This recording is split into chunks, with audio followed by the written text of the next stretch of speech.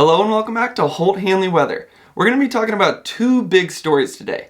The first is the timing and location of the next major winter storm, and the second is the rain forecast for the south, where a state of emergency has already been declared due to extreme flooding. So let's dive right in, and I like to get a big picture of what the atmosphere is doing, and this explains the story of the storm that we're going to be talking about today. So you see right here there's a low pressure system over Montana and Idaho, bringing snowfall into that area. Well, that low is going to move directly east, hit the Midwest, and then the Northeast. But something interesting happens. It splits in two. Part of it goes and hits the Midwest, and then part of it goes and cuts off into Southern California. If you keep an eye on that low, you see there's a low now over Arizona while that snowstorm is hitting the Midwest. That low kind of hangs out around Southern California, Arizona area while the snow is hitting the Northeast. This is bringing some rain into the south as well. We'll get into that later, so stay tuned in the video. And then all of a sudden that low just streams across the south into Texas and then back up into the Midwest. So there's going to be another storm on Thursday. And you see it just misses the Northeast, but that could change in future forecast runs. So let's dive in and actually look at each location, what's going on. So you see the Northwest right here. There's heavy rainfall along the western Washington, western Oregon coast. Pretty heavy snowfall rates in mid-Washington, about 0.2 inches per hour. And then that low is really going to strengthen. So this is the start of the storm. This is where the moisture is getting pulled in from the Pacific and really giving it some energy that's going to fuel it for the rest of the country. Some heavy snowfall rates into Montana, 0.2, maybe 0.4 inches per hour. And then this low is going to continue to move off into Wyoming, bringing snow to Idaho, Montana, Wyoming. And then by Sunday, it is gone. And the Northwest is going to get their first break in about 2 weeks. I feel like there's just been a constant low right above the Northwest for about 2 weeks now. Heavy rain, heavy snow, basically all day long, every day. Finally getting a break at the end of this weekend. So let's look at the totals for that. Central Washington, you could see 6 to 8 inches with a storm. Some parts of the Cascades could see even more. And then you see some heavy dark blues all through northern Idaho and Montana. You're going to be in the maybe 4 to 7 inch range. So let's take a look at the reason that this storm breaks in two. Before I can talk about it going into the Midwest and then coming back up, we got to look at what's going on the larger scale. So you see the trough over the Northwest right here. Now watch what happens. It's pretty cool what happens right here. There's a trough that goes and hits the Midwest. That's going to give you guys some snowfall come Sunday, Monday, Tuesday. And then a cutoff low forms off of Southern California. Completely cuts off. And then it kind of just hangs out for a couple days while that trough goes and hits the Northeast, giving New York, Vermont, Maine some snowfall.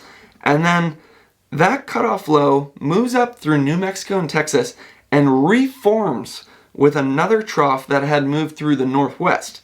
Well, what that's going to do is just shoot a bunch of energy into that trough, and then that trough is going to hit the Midwest. So there's some pretty good snowfall numbers coming on Thursday and Friday for the Midwest. And then as of right now, you can see those isobars are extremely tight, which means there's some strength to the storm, high winds, heavy snowfall rates.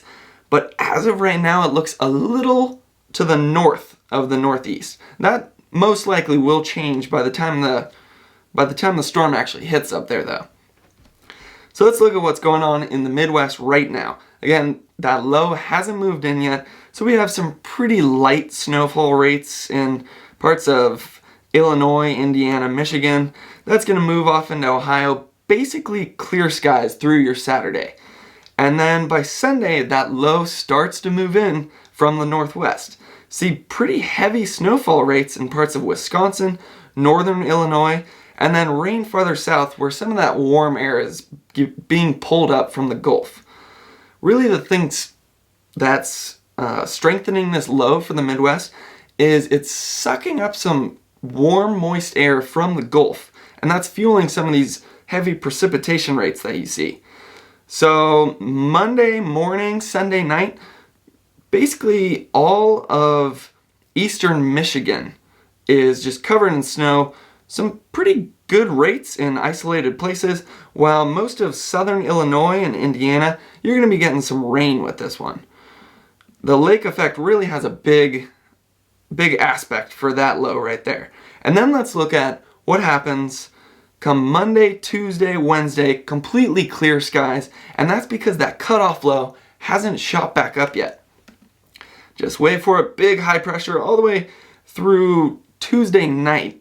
You basically have clear skies in the Midwest, and then that cutoff low reforms with that trough and hits the Midwest.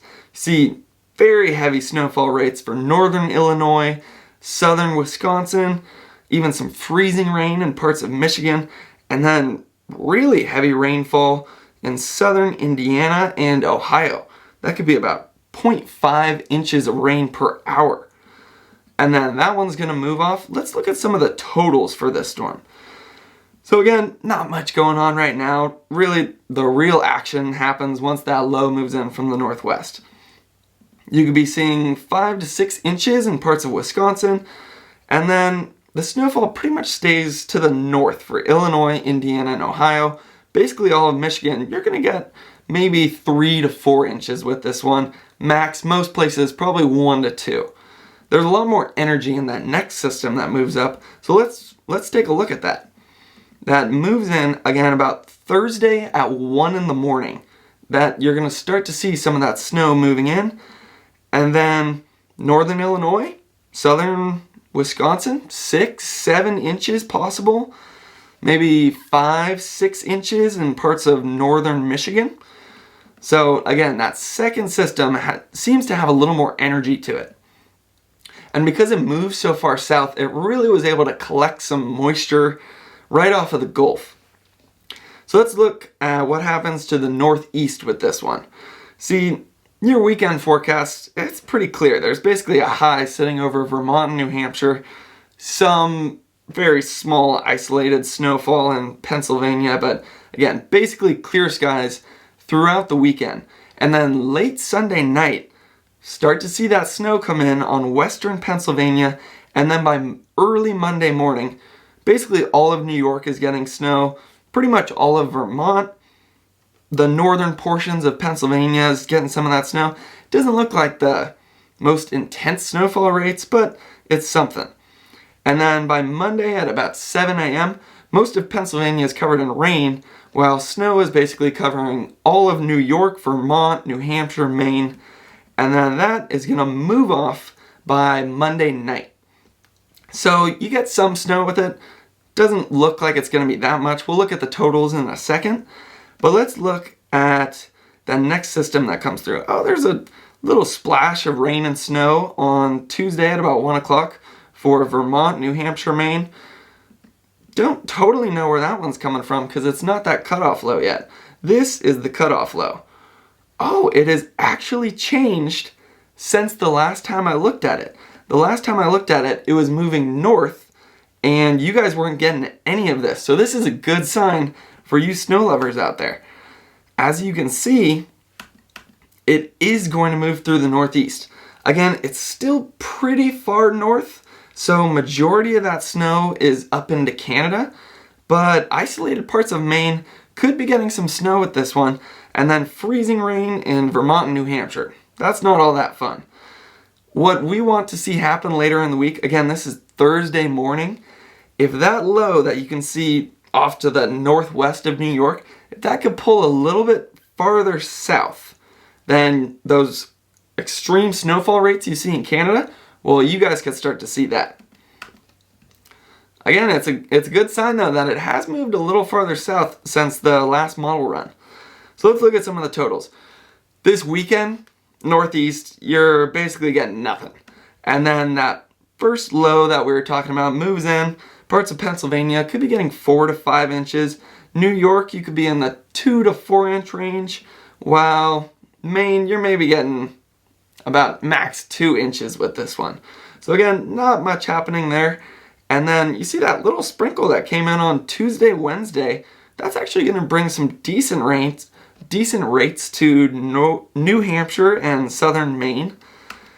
And then let's look. So you see most of that snowfall for that Thursday, Friday storm is they still have it up in Canada, but it's looking like southern Vermont, southern New Hampshire, southern Maine could actually be getting a little bit of snow with this one. So let's hope that trend continues and you guys end up getting maybe 6 to 8 inches. That could just move a little bit farther south. The other big story right now, Winter Storm Cade, when it moved down into the south, it brought tornadoes, extreme rainfall, and there's a state of emergency in multiple counties. There is flooding, pretty much devastation. So what we want to see is a clear forecast for this weekend so that some of that recovery can start to happen.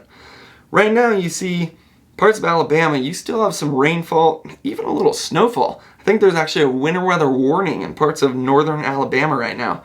Luckily, it's very isolated. It's not covering the entire region, and that's going to be gone by Saturday night. And then Sunday, luckily, clear skies all day long. So if you have some recovery to do, Sunday is the day to do it, because you can start to see that ominous green and yellow start building up on the western part of the region, moving into Louisiana, and then by Monday morning, some of those heavy rainfall rates start to come in. Louisiana, Mississippi, you start to get maybe 0.5 inches per hour. That's going to be a problem because the soils there are just completely saturated right now. They can't handle anything else. Basically, the entire southeast does not want another drop of rain. And unfortunately, it looks like Monday and Tuesday, there's going to be some heavy rates. What happens? Continues through Tuesday, and then another little system comes, just a nice organized line. I shouldn't say nice organized. It could be bad if there is still extreme flooding in the region. That's going to move through Mississippi, through Alabama on Thursday morning, and then by Thursday afternoon, it is right above Georgia. And then, thankfully, that is gone by Saturday morning. So you got basically clear skies this weekend, but unfortunately, pretty much Monday afternoon to Saturday morning, there's going to be some pretty heavy rainfall, severe thunderstorms throughout the entire southeast. So if you have recovery to do, I urge you to do it because there's some more rain on the way. I'd love to know what the weather is doing in the area where you live, and if you have any advice on how I can make these forecast videos better, I am open to constructive criticism so that I can get better and provide more value to you in future videos. Thanks for watching.